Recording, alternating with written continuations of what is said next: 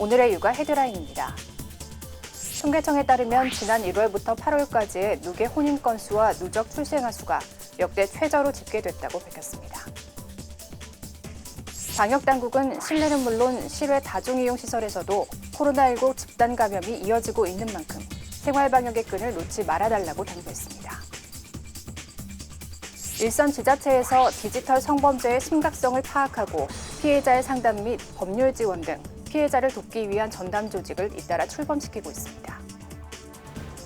소방청과 산림청이 가을철 건조한 날씨가 이어짐에 따라 산불 집중 감시에 들어갔습니다. 관계 당국은 가을철 등산객들의 실화로 인한 산불도 주의해야 한다고 당부했습니다. 이상 오늘의 육아 헤드라인입니다. 안녕하십니까. 육아포커스 이지원입니다. 여러분 혹시 유아 사춘기라는 말 들어보셨나요? 부모에게 찰싹 달라붙어 지내던 아이가 어느 날부터 짜증도 많이 내고 대화를 거부하는 등의 모습을 보이며 마치 그 모습이 사춘기와 비슷하다에 붙여진 이름입니다. 보통은 6세에 시작된다고 하는데요.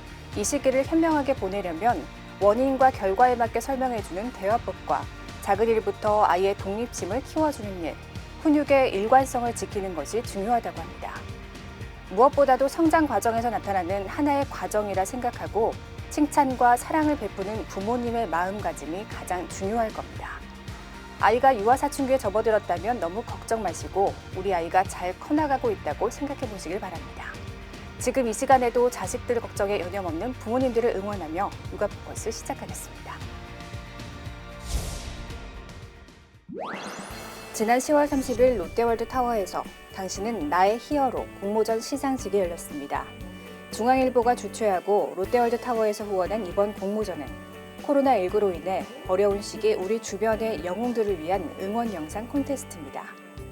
이번 공모전 시상식에는 중앙일보 최훈 편집인, 롯데물산 유재돈 대표이사가 주요 내빈으로 참석해 자리를 빛냈습니다. 치열한 예선을 뚫고 본선에 오른 작품 중 33작품이 수상의 영광을 차지했습니다.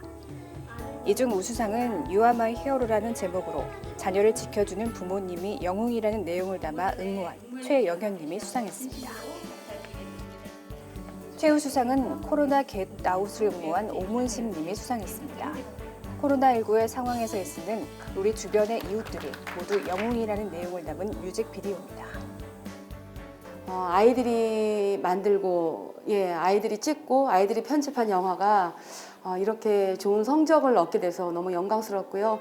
굉장히 힘든 그런 상황 속에서도 아이들 나름대로 또 감사하고 싶은 사람들도 있고, 그 가운데 그분들이 주인공이라고 이렇게 외치고 싶은 마음을 각자의 그 랩에 담아가지고 표현한 영화라고 생각합니다. 대상은 영웅들을 위한 응원 영상이란 제목의 작품을 응모한 오상훈님이 대상의 영광을 차지했습니다. 코로나로 힘든 상황 속에서 오상훈 씨에게 도움을 많이 줬던 친구가 영웅이며 그 친구에 대한 고마움을 표현하는 과정을 손그림으로 담았다고 합니다. 기쁘게 생각합니다. 정말 좋은 상 주셔서 기쁘게 생각하고요. 제가 생각하는 어떤 영웅 누구일까? 멀리 있지 않고 가장 가까이 있다라는 생각이 들었기 때문에 제 친구에 대해서 그동안 도움 많이 준 고마운 친구에 대해서 이렇게 표현하는 과정을 손그림으로 담은 영상입니다. 당신은 나의 히어로 공모전에서 수상한 작품들 잠시 감상해 보시겠습니다. 내가 태어나기도 전부터 나를 지켜주고 나를 위해선 목숨도 아끼지 않는 세상에서 가장 자랑스러운 나의 히어로 우리 부모님. 서도록 다가가면 힘들지만 우리 곁에 있는 영웅 보면 우리 모두 힘내요. 우리 위해 힘쓰시는 의료진, 선생님, 가족들 모두 우리의 영웅. 아주 펑펑펑펑.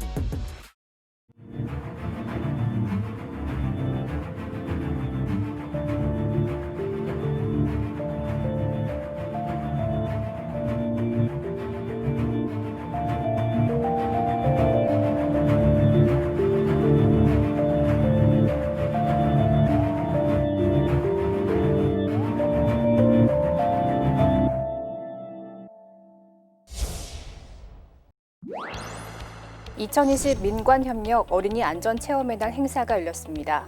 인천 중구청과 한국소비자원이 주최하고 베스티안 재단이 협력하는 이번 체험 행사는 지난 11월 4일 오전 10시 인천 중구 소재 119개 어린이 시설에서 동시에 이뤄졌습니다. 맞춤형 교육 콘텐츠를 제작하여 어린이들에게 교육을 함으로써 어린이들이 사전에 안전사고 예방하고 안전사고에 대한 대처 능력을 키움으로써 어린이 안전에 대한 실효성을 높이기 위해서 계획되었습니다. 어린이 안전사고는 예방이 가장 중요합니다. 기초지자체와는 최초로 인천 중구와 함께 어린이 안전 사고 예방의 날 행사를 기획하게 되었습니다. 베스티안 재단은 어린이집 선생님들을 대상으로 화상 예방 및 인식 개선 교육 콘텐츠를 개발 보급하고 있습니다. 어린이집 선생님들은 재단에서 제공한 교육 콘텐츠를 통해 영유아들에게 화상 예방 및 안전 교육을 실시합니다. 연간 화상으로 병원을 찾는 60만 명의 환자 중에 5세 이하의 아동이 10%를 넘는 실정입니다. 화상 전문 병원을 전국에 운영하고 있는 베스티안 재단은 실제 데이터를 기반으로 아이들의 눈높이에 맞춘 화상 예방 교육 그리고 인식 개선 교육을 수년 전부터 실시해 오고 있습니다. 이번 체험 행사는 영유아들을 대상으로 화상에 대한 개념과 일상생활에서 발생할 수 있는 화상 안전사고 예방 및 대처법 등에 관한 교육이 이루어졌습니다. 불을 선생님이 준비했는데 이게 몸에 붙으면 너희들이 어떻게 불을 꺼야 하는지 선생님이랑 같이 해볼 건데 뜨거운 불이 몸에 붙으면 가만히 멈춰야 돼요. 그리고 두 번째는 엎드려야 돼요. 엎드려 보세요. 그리고 세 번째는 굴러야 돼. 자, 굴러보세요. 불 꺼보세요. 불 꺼보세요. 불 꺼보세요. 불 꺼보세요. 불 꺼보세요. 재밌었어요. 다음에 또 하고 싶어요. 오늘 안전교육에 참여한 우리 아이들은 주변에 쉽게 노출된 화상안전사고의 유형과 예방법을 익힐 수 있는 소중한 시간이 되었습니다. 한국소비자원, 인천 중구, 베스티안 재단은 앞으로도 어린이가 안전한 생활 환경 조성을 위해 지속적으로 협업해 나가겠다고 밝혔습니다. 코로나19가 재확산한 지난 8월 혼인 건수가 지난해 같은 달보다 크게 줄며 1981년 관련 통계 작성 이래 최대 감소폭을 기록했습니다. 통계청에 따르면 8월 혼인 건수는 15,033건으로 1년 전보다 18% 감소했습니다. 통계청은 사회적 거리 두기 강화로 결혼식이 연기된 영향 등으로 보이며 올해 들어 8월까지 누계 혼인 건수도 역대 최저라고 밝혔습니다. 8월 출생아 수는 22,472명으로 1년 전보다 7.8% 줄면서 57개월째 감소를 이어갔습니다. 1월부터 누적 출생아 수도 18만 8,202명으로 역대 최저로 집계됐습니다.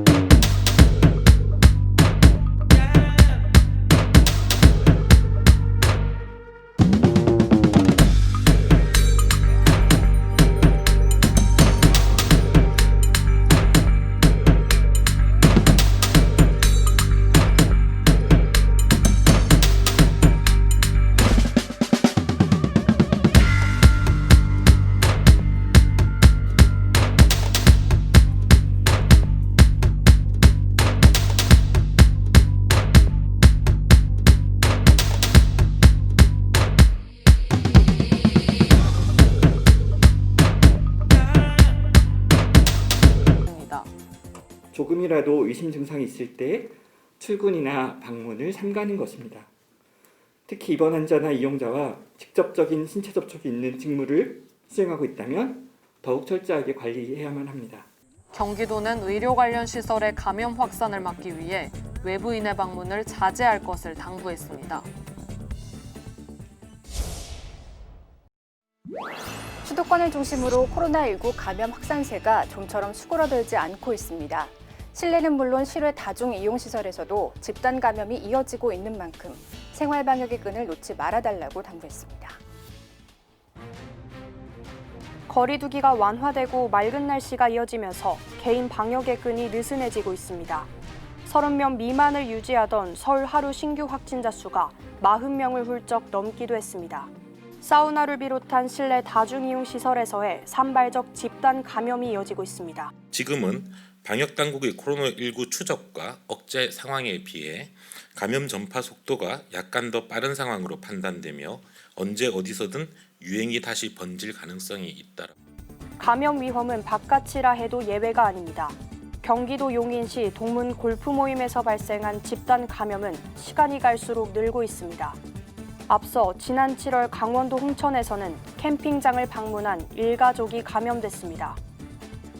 야외 활동을 가실 때 너무 사람들이 많을 때 가시게 되면 이렇게 부딪힐 수가 있죠. 그 과정에서도 감염의 위험이 있고요. 겨울에는 바이러스가 활동력이 많이 높아지기 때문에 특히 단풍이 절정을 맞으면서 유명한 산 주변에는 사람들이 붐빌 것으로 예상됩니다.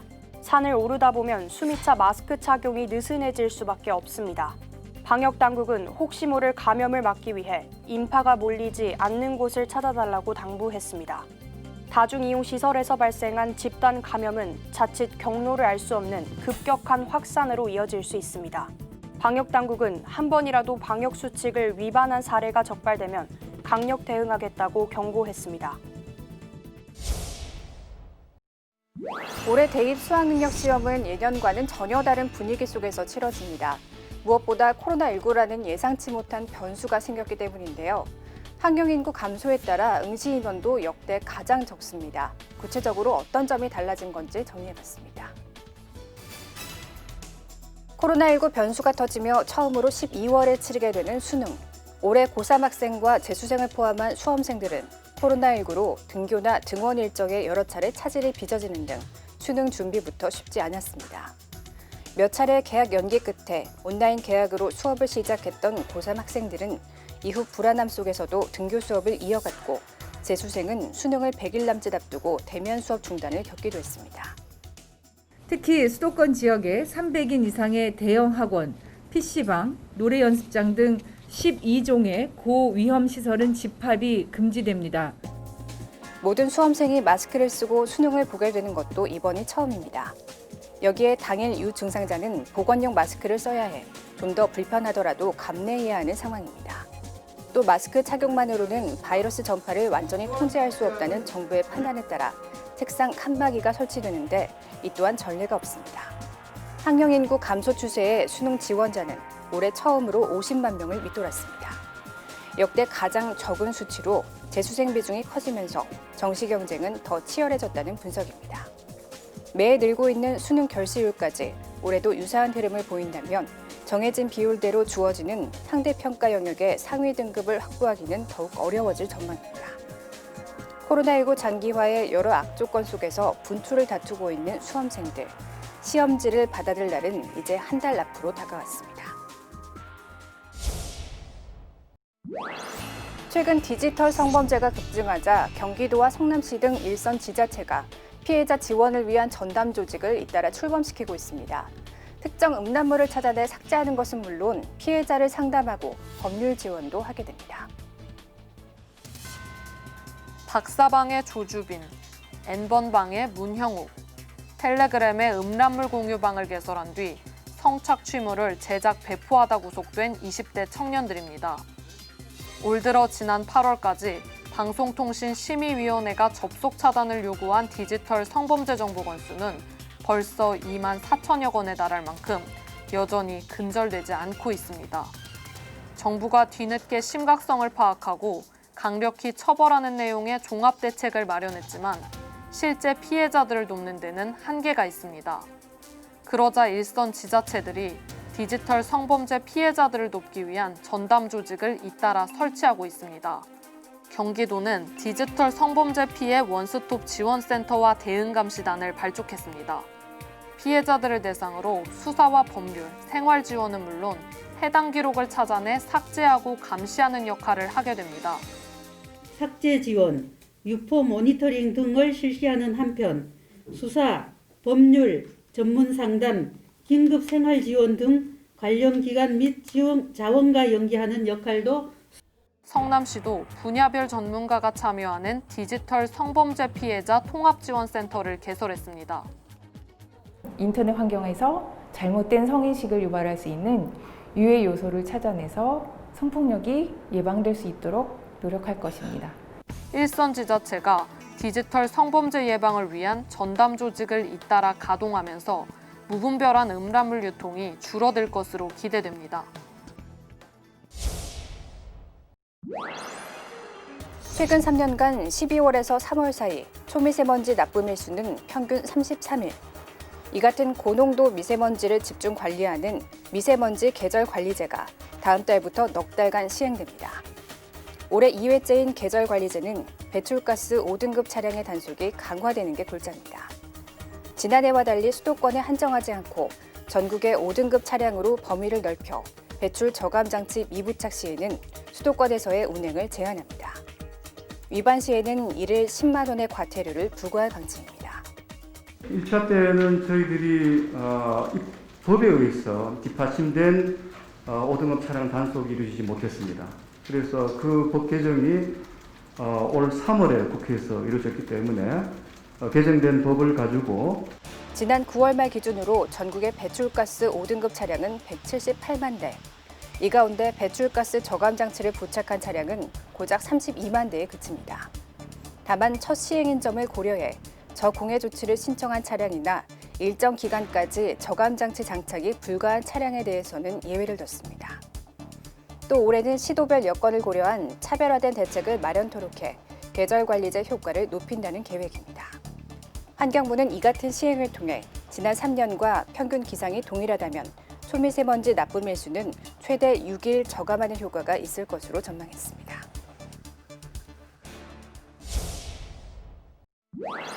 가을철 건조한 날씨가 이어지면서 화재 위험성이 높아지고 있죠.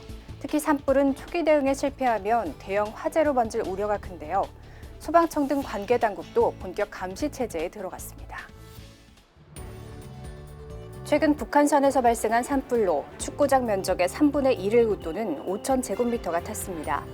다행히 당시 바람이 많이 불지 않아 산불이 빠르게 확대되진 않았지만 대응이 늦었더라면 자칫 대형 화재로 번질 수도 있던 상황이었습니다. 특히 건조한 날씨가 계속되면서 산불 발생 우려는 더욱 커지고 있습니다. 산불 통계연구에 따르면 최근 10년 사이 11월에는 평균 18건, 작년에는 19건의 산불이 발생했습니다. 건조한 날씨의 영향으로 산불은 10월 이후 증가세를 보였습니다. 산불 발생 원인의 가장 많은 비중을 차지한 것은 입산자 실화였고 소각 등이 뒤를 이었습니다. 건조한 날씨가 계속되고 있어서 초목들이 많이 말라있는 상태인데요. 바람이 세게 부는 지역이 많이 있습니다. 그래서 그런데 작은 불씨가 떨어지더라도 순식간에 크게 확대될 수 있기 때문에 관계 당국도 산불 예방을 위한 본격 대비에 들어갔습니다.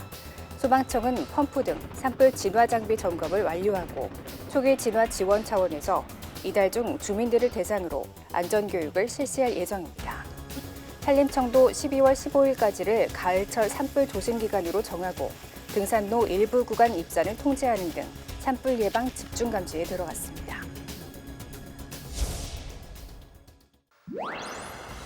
예로부터 사군자의 하나로 귀한 대접을 받아온 가을의 꽃, 국화입니다. 파스텔 톤의 꽃색을 지닌 이 국화는 성장 속도가 빠르고 꽃이 풍성한 데다 꽃이 일찍 피는 장점이 있습니다. 진분홍색의 이 품종은 줄기마다 꽃이 고르게 자라고 8월 말부터 꽃을 수확할 수 있습니다. 연녹색의 이 국화는 병충해에 강하고 잘 자라 1년 내내 재배할 수 있습니다. 모두 농촌진흥청이 개발한 원교라는 신품종 계열의 국화입니다. 색깔이 기존의 품종과 다른 그런 독특한 화색을 가지고 있고요. 그리고 굉장히 생장이 좋아서 잘 자라고 대가 튼튼해서 꽃다발용으로 쓰기에 매우 적합한 국화는 2000년대 초반까지만 해도 국산 품종 보급률이 1%에 불과했습니다. 하지만 연구 개발이 본격화되면서 100여 개 품종이 개발됐고 농가 보급률도 30%대로 껑충 뛰었습니다. 꽃이 아름다우면서 재배도 쉬운 국산 신품종 국화가 속속 개발되면서 내수는 물론 수출 유망 종목으로 주목받고 있습니다.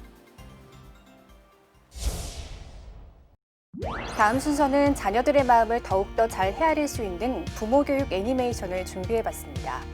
중앙육아종합지원센터에서 제공한 행복한 부모를 위한 마음 프로젝트 2회 내 친구 보들빠방이 이어집니다.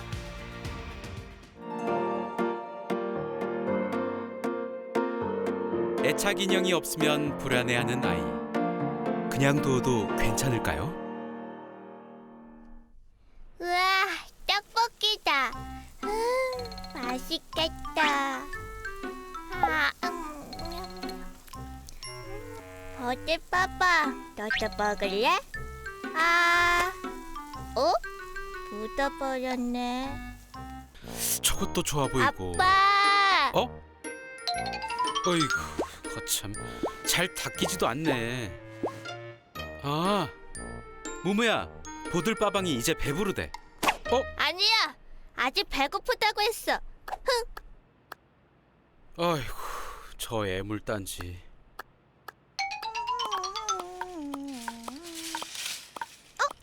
이거 좋은데? 오, 아빠, 난 이거. 무무야, 우리 보들빠방 친구 만들어줄까? 아빠, 나 내려줘. 그래. 에차. 뭐 맘에 드는 거 있어? 응. 저기, 저거. 으차. 이거 말하는 거니? 응. 자.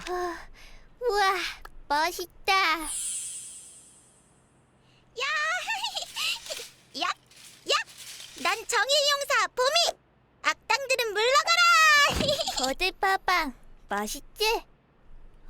보들빠방?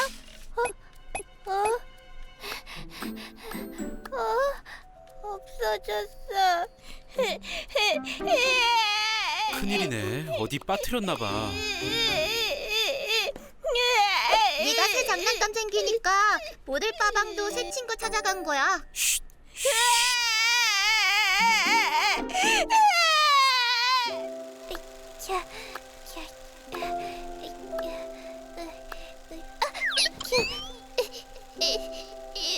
무무야, 다시 일어나. 넌 할 수 있어.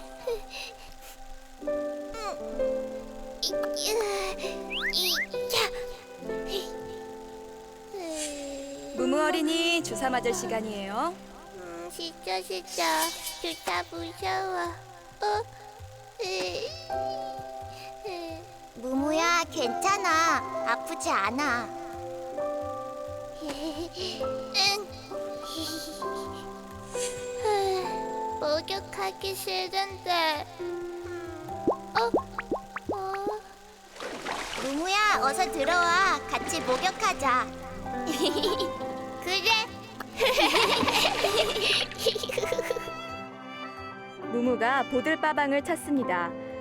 보들빠방은 알록달록한 보들빠방! 50cm 어딨니?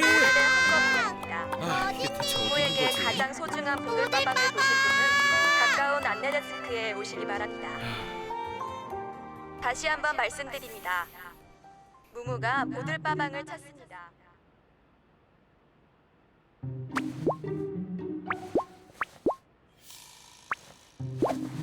보들빠방! 여기 있었구나! 보들빠방! 어디 갔다 이제 왔어? 얼마나 찾았는지 알아? 보들빠방! 정의는 승리한다! 보들빠방... 무무야, 새로운 친구는 이름이 뭐야? 몰라. 무무가 이름을 지어주면 좋은 친구가 될 텐데. 무무 친구는 보들빠방뿐이야. 친구가 둘이면 더 좋지 않을까?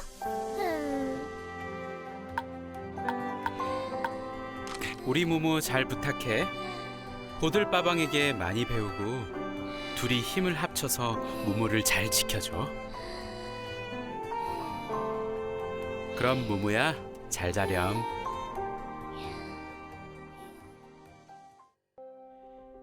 인형, 이불 등과 같은 특정한 물건에 집착하는 것은 모든 아이에게 동일하게 나타나는 모습은 아니지만 정상적인 발달 과정이며 부모의 품을 떠나 세상을 향해 한 발 내디디려 할 때 심리적 안정을 느끼게 해주는 것입니다.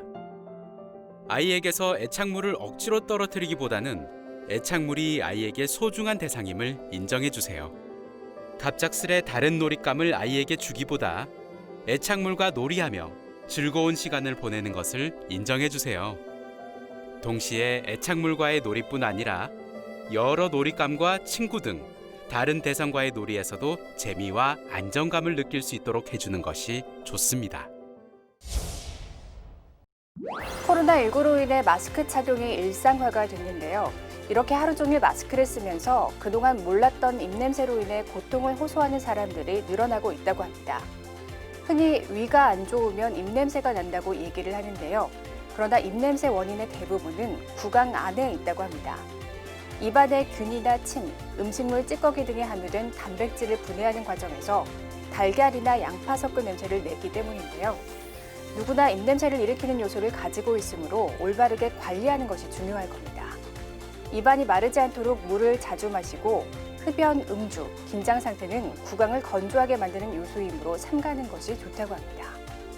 간단한 방법으로 코로나가 불러온 불편을 해소하시길 바라며 육아포커스 마치겠습니다. 시청해주신 여러분 고맙습니다.